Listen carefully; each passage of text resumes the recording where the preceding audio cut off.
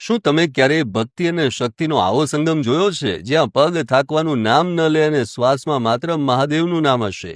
હરિદ્વારથી ગંગા જળ લઈને નીકળ્યા છે આજના ભાગીરથ ખરડેશ્વર મહાદેવના અભિષેક માટે 1400 કિલોમીટરનો પથ કાપવા તૈયાર છે ગુજરાતના નવયુવાનો. શ્રી નવયુગ ચેરિટેબલ ટ્રસ્ટ ખરેડી દ્વારા આયોજિત ભાગીરથી રિલે રન 2025-26નો મંગલ પ્રારંભ થઈ ચૂક્યો છે. હેતુ નેક છે, સંદેશ છે મહાન. રન ફોર નેશન 23 ડિસેમ્બરે હરિદ્વારના પવિત્ર ધરતી પરથી ગંગાજળ લઈને નીકળેલી આ દોડ 2 કે 3 જાન્યુઆરીએ જામનગરના ખરેડી ગામે સંપન્ન થશે. આ દોડ કોઈ સામાન્ય નથી. આ રિલે રન છે. 30 જાબાજ દોડવીરો દિવસ રાત જોયા વગર ટાઢ તડકો વેઠીને સતત દોડતા રહેશે.